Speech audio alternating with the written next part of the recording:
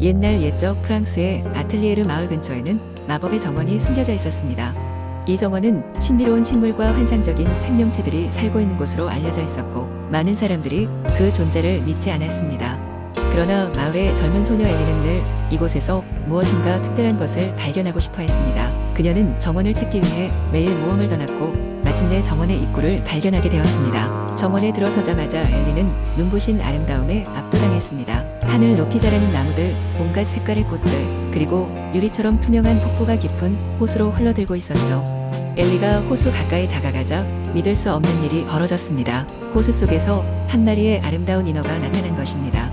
인어는 엘리를 보고 환하게 웃으며 손짓을 했습니다. 인어는 자신이 세르피나라고 소개하고 정원이 마법의 힘을 가진 특별한 장소라고 설명해 주었습니다. 세르피나는 엘리에게 정원의 비밀을 알 수 있는 기회를 주겠다며 운명의 시험을 제안했습니다. 엘리는 과감히 시험에 응하기로 결정합니다.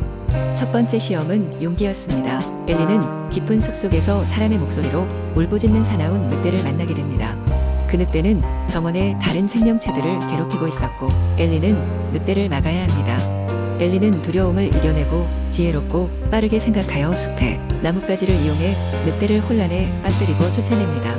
두 번째 시험은 지혜였습니다. 엘리는 끊임없이 변화하는 미로 속에서 길을 찾아야 했습니다. 미로는 환상의 꽃들로 뒤덮여 있어 낮과 밤을 구별할 수 없었습니다. 엘리는 냄새와 바람의 방향을 통해 길을 찾아가며 자신의 직감을 믿고 최종 목적지인 신비로운 생명의 샘에 도달하게 됩니다. 마지막 시험은 자비였습니다. 엘리는 깊은 슬픔에 사로잡힌 유령 기사와 마주하게 됩니다. 그 유령은 과거에 큰 잘못을 저질러 이 정원에 갇혀 있었습니다. 엘리는 유령의 아픔을 이해하고 용서를 구할 수 있는 기회를 주었습니다. 그녀의 자비로운 마음에 감동한 유령은 엘리에 대한 고마움의 표시로 자신의 이야기를 들려주고 그녀를 위해 수호자가 되기로 합니다. 세 가지 시험을 모두 통과한 엘리는 세르피나로부터 정원의 비밀을 전수받게 되었습니다. 그 비밀은 정원의 생명을 유지하는 마법이며 그것은 사랑과 조화에 기초하고 있었습니다. 엘리는 보통의 삶으로 돌아가 세르피나와의 약속을 지키며 정원을 보호하기로 마음먹었습니다. 그녀의 이야기는 마을에서 전설이 되었고 오랫동안 사람들에게 전해져 내려갔습니다. 이제 아틀리에르 마을의 사람들은 정원의 존재를 믿으며 마법과 신비가 영원히 이어지기를 바랍니다. 두 번째, 이야기 옛날 옛적 프랑스의 깊은 숲속에는 수많은 전설과 이야기가 전해져 내려오는 작은 마을이 있었습니다. 그 마을은 푸른 초원과 울창한 숲으로 둘러싸여 있었고 그곳에서는 사람과 동물이 평화롭게 어울려 살고 있었습니다. 그런데 이 마을 근처의 숲에는 오랫동안 사람들을 두렵게 만들던 한 늑대가 살고 있었습니다. 이 늑대는 무섭고 큰 몸집을 가진 백발의 늑대로 단번에 사람의 눈길을 끌 만한 위험을 가지고 있었지만 그 누구도 이 늑대의 진정한 이야기를 모르고 있었습니다. 사람들은 그저 이 늑대를 두려워하며 멀리하려고만 했습니다.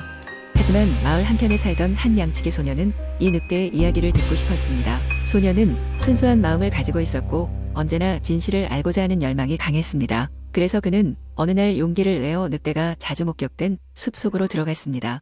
숲속 깊숙한 곳까지 걸어간 소녀는 그곳에서 드디어 늑대와 마주치게 되었습니다. 처음 본 늑대의 위험 넘치는 모습에 소녀는 잠시 굳어버렸지만 마음을 다잡고 다가갔습니다. 소녀는 늑대의 눈을 들여다보며 말했습니다.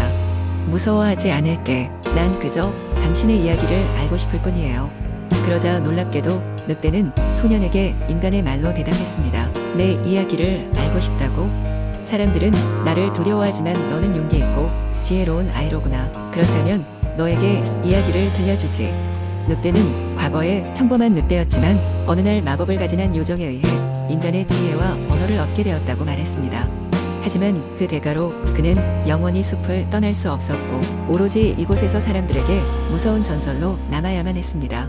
늑대는 자신이 원하는 것은 단지 사람들과 함께 하고 싶었을 뿐이라고. 그런데 사람들은 그를 이해하지 못한다고 했습니다. 소녀는 늑대의 이야기를 듣고는 슬퍼하며 고개를 끄덕였습니다. 그리고 말했다.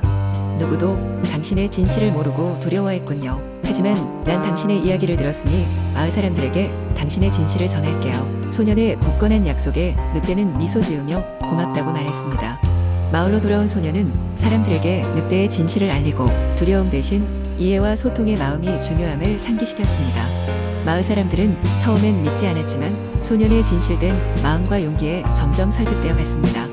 점차 마을 사람들은 늑대를 두려워하기보다는 그를 친구로 받아들였고 숲은 사람들과 늑대가 함께 어우러질 수 있는 화목한 장소가 되었습니다. 이후로도 늑대와 소녀는 깊은 우정을 나누며 다른 사람들에게도 두려움 속에 감추어진 진실을 알리고자 노력했습니다. 그들의 이야기는 훗날 프랑스의 많은 마을에 전해지며 서로를 이해하고 존중하는 것의 중요성을 알리는 아름다운 동화로 자리 잡게 되었습니다. 세 번째 이야기, 옛날 옛적 프랑스의 작은 마을 클레르모농에 리즈라는 이름의 소녀가 살고 있었습니다. 리즈는 호기심 많고 꿈이 많은 소녀였으며 그녀는 항상 모험의 꿈을 꾸었습니다.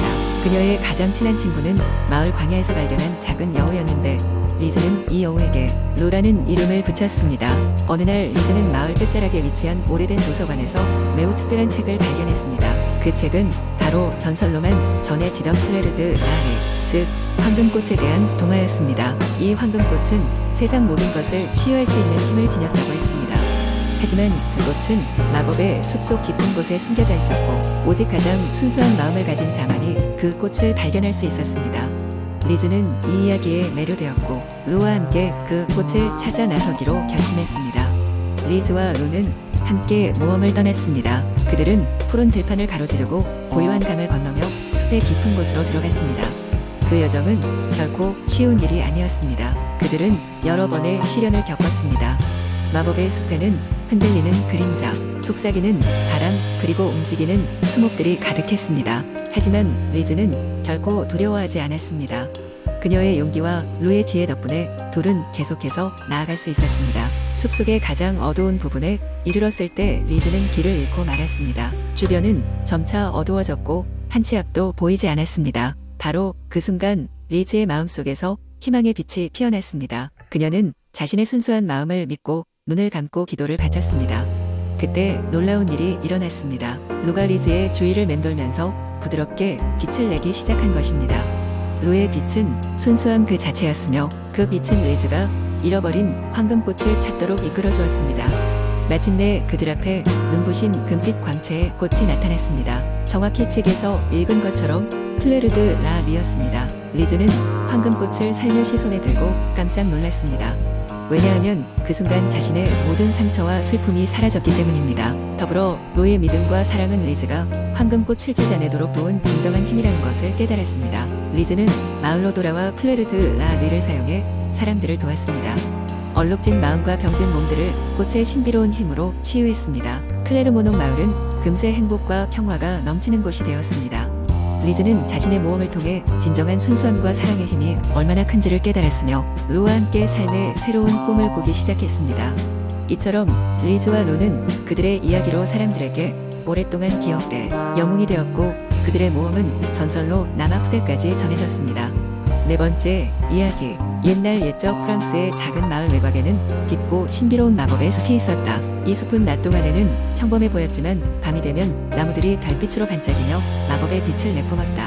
마을 사람들은 숲을 경외하며 그곳에 사는 정령들과 교감하는 것을 두려워했지만 한 소녀는 예외였다. 소년의 이름은 리옹이었다. 리옹은 항상 별빛으로 반짝이는 숲을 동경했다. 그는 마을 사람들이 들려주는 숲에 대한 전설을 흔히 듣곤 했지만 그 이야기들이 그를 두렵게 하기보다는 더더욱 호기심을 자극했다. 어느 날 밤 리옹은 숲으로 모험을 떠나기로 결심한다. 달빛이 은은하게 비추는 밤 조용히 집을 나선 리옹은 숲을 향해 걸음을 옮겼다. 그의 발걸음은 가벼웠고 마음은 설렜다. 숲에 도착하자 그는 나무들 사이로 비치는 눈부신 별빛에 감탄하지 않을 수 없었다.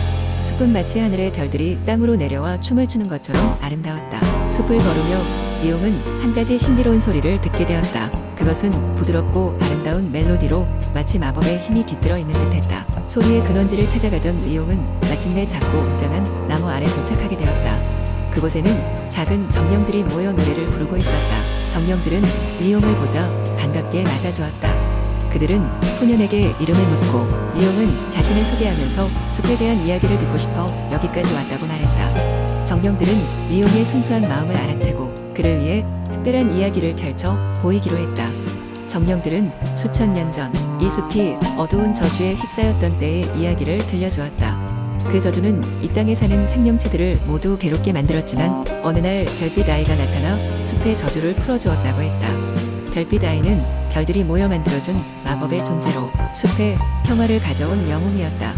시간이 흘러 별빛 아이의 전설은 마을에 전해졌지만 그 후로 별빛 아이는 아무에게도 모습을 드러내지 않았다. 사람들은 그저 서로에 불과하다고 생각했으나 정령들은 지금도 별빛 아이가 숲 어딘가에 존재한다고 믿고 있었다. 리옹은 이 이야기 속에 깊은 감명을 받았다.